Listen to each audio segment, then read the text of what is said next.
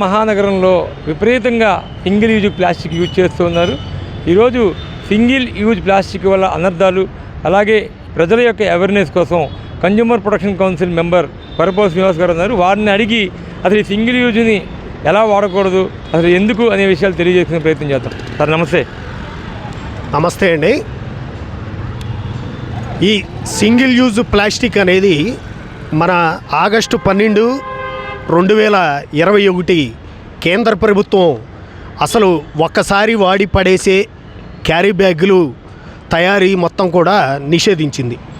కానీ భారతదేశంలో ఆంధ్రప్రదేశ్ రాష్ట్రంలో విచ్చలవిడిగా ఎటువంటి అనుమతులు లేకుండా సింగిల్ యూజ్ ప్లాస్టిక్ వాడకం అనేది విపరీతంగా పెరిగిపోయింది. దీనివల్ల ఆ సింగిల్ యూజ్ ప్లాస్టిక్లో వేడివేడి పదార్థాలు వేయటం వల్ల ఆ మైక్రాన్ అంతా కలిసిపోయి క్యాన్సరు తెచ్చుకుంటున్నాం. మనం గతంలో ఒక యాడ్ వచ్చేది, లడ్డూ కావాలా నాయనా అని. ఇవాళ అదే సింగిల్ యూజ్ ప్లాస్టిక్లో తిన్నటువంటి పదార్థాలన్నీ కూడా క్యాన్సర్ కావాలా నాయనా అని మనం హోటల్ దగ్గరికి వెళ్ళి క్యాన్సర్ కారణమైన ప్లాస్టిక్లు తెచ్చుకొని తింటున్నాం. ప్రజలందరికీ నేను ఒకటే చెప్తున్నాను, ఎవరైతే ఆహారాలు క్యారీ బ్యాగుల్లో వేస్తారో వాళ్ళ దగ్గర మీరు ఎటువంటి పదార్థాలు కూడా దయచేసి కొనకండి. కొనటం వల్ల మీరు ఆహార పదార్థాలకి డబ్బులు ఇచ్చుకొని మీరు క్యాన్సర్ తెచ్చుకుంటున్నారు. మీకు చిన్న ఉదాహరణకి ఇది ఒక ప్లాస్టిక్ కవర్.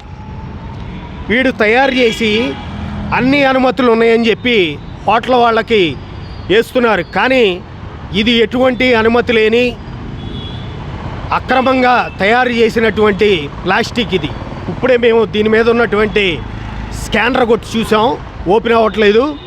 అంటే ఓపెన్ అవ్వట్లేదంటే ఇది అనుమతులు లేకుండా అక్రమంగా దొంగచాటుగా దొంగతనంగా తయారు చేసినటువంటి ప్లాస్టిక్. ఇదే నగరం కాకుండా భారతదేశంలో ఈ కవర్ల వల్ల మనకి ఎంతో ప్రమాదం పొంచి ఉంది. ఈ కవర్ వల్ల డ్రైనేజీలు నిండిపోతున్నాయి, డ్రైనేజీ వ్యవస్థ చెడిపోతుంది. వర్షం వస్తే డ్రైనేజీలో నీళ్లు రోడ్డు మీదకు వచ్చేసి విపరీతంగా దోమలకు ఉండిపోయి ఆ దోమల వల్ల మనకి డెంగ్యూ, మలేరియా ఇవన్నీ వ్యాధులు ఉత్పత్తి చెందుతున్నాయి. అందుకనే ప్లాస్టిక్ని అరికట్టాల్సిన బాధ్యత మనందరి మీద ఉంది. ఈ రోజు నుండి కూడా ప్లాస్టిక్ కనపడితే మనం దాన్ని బహిష్కరిద్దాం. ప్లాస్టిక్ వల్ల ప్రమాదం పొంచి ఉంది. మన ఆరోగ్యాలు మనమే డబ్బులు ఇచ్చి పాడు చేసుకుంటున్నాం. ప్రజలందరూ కూడా ప్లాస్టిక్ని నివారణ చేయాలని కోరుకుంటున్నారు. జై హింద్. ఇక్కడ మీరు చూసినట్లయితే